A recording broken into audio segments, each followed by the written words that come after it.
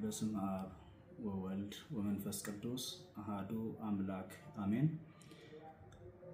በመላው ዓለም እና በኢትዮጵያ የምትገኙ የእግዚአብሔር ቤተሰቦች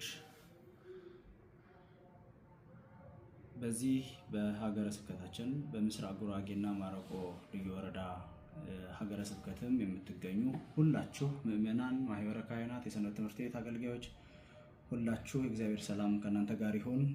አሁን ላይ የመጣሁት እኔ ቀሲስ አበበ ባልቻ እባላለሁ። በዚህ በሀገረ ስብከታችን የሰንበት ትምህርት ቤት ዋና ክፍል እና የምክትል ጸሐፊ ሆኜ እያገለገልኩ እገኛለሁ። አሁን ፊታችሁ ላይ የቀረብኩትም አንዳንድ ወቅታዊ በሆኑ ጉዳዮች ላይ በሀገረ ስብከታዊ ጉዳዮች ላይ መግለጫ ለመስጠት ነው። እንግዲህ እንደ ሀገረ ስብከት ከተደራጀንበት ጊዜ አንስቶ ሰፊ ስራዎች ሀገረ ስብከታችን እየሰራ መጥቷል። እንደ ማንኛውም ሀገረ ስብከት እንደ ቤተክርስቲያን ላይ ባለው ፈተና እየተፈተነም እየተነሳም የመጣበት ሁኔታ አለ። አሁን ላይ ያለውን ነገር ደግሞ እንዲሁ ሰፋ አድርጌ ለመግለጽ ሞክራለሁ።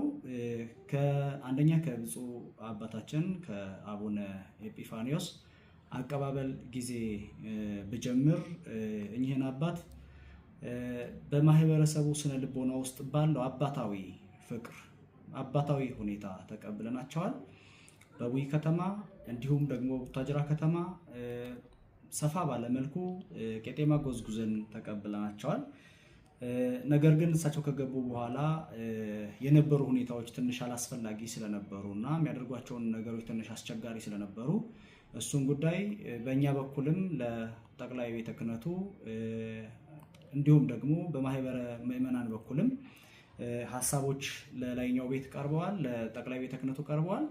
እሱ እንዳለ ጠቅላይ ቤተ ክህነቱ የሚፈታበት መንገድ የራሱ የሆነ አሰራር እንዳለ ሆኖ አሁን ላይ ደግሞ ያሉ ነገሮች ጥቂት ነገሮችን ማለት እፈልጋለሁ። በሀገረ ስብከቱ ውስጥ ያላችሁ ምእመናን እንዲሁም አባቶች፣ ካህናት፣ የሰንበት ትምህርት ቤት ወጣቶች ሀገረ ስብከታችሁን የመጠበቅ ሰፊ ኃላፊነት አሁን እናንተ እጅ ላይ ወድቋል። ምክንያቱም አሁን ባለው ሁኔታ ብፁዕ የሀገረ ስብከቱ ሊቀ ጳጳስ በዚህ ሀገረ ስብከት መጥተው ሊሰሩ የሚችሉበት ሁኔታ ላይ አይደሉም ያሉት። ሲቀጥልም ክቡር አባታችን አባ ቆሞስ አባ ጸጋ ዘአብ አዱኛም የሀገረ ስብከቱ ስራ አስኪያጅ በህመም ምክንያት ለትንሽ ጊዜ እዚህ አይደሉም። አሁን ሕክምና እየተከታተሉ ናቸው። ዞሮ ዞሮ እሳቸው ይሄንን ተከታትለው እስኪመጡ ድረስና አሁን ላይ ባለው ሁኔታ ቢሮ አካባቢ ባለው ሁኔታ ደብዳቤዎች፣ አላስፈላጊ ደብዳቤዎች እየወጡ እንደሆነ ክቡር ስራ አስኪያጁ በማያውቁት እንዲሁም ደግሞ የሀገረ ስብከቱ የአስተዳደር ጉባኤ አባላት በማናውቀው ሁኔታ እንደ ጽህፈት ቤትም እንደ ምክትል ጸሐፊም እኔም ጨምር በማላውቀው ሁኔታ ደብዳቤዎች እየወጡ ይገኛሉ። ማህተሞች ተይዘዋል፣ በአንድ ሰው እጅ ተይዘዋል። ስለዚህ ይሄ ነገር ደግሞ ነገ ከነገ ወዲያ አላስፈላጊ ሁኔታ ከመፍጠሩ በፊት ሀይ ሊባል የሚገባው እንደሆነ እናምናለን።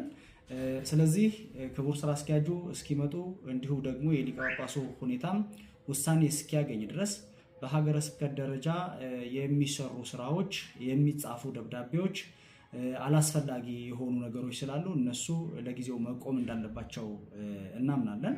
በግልም እንዲቆሙ ጥረት አድርገናል፣ ነገር ግን አልተሳካም።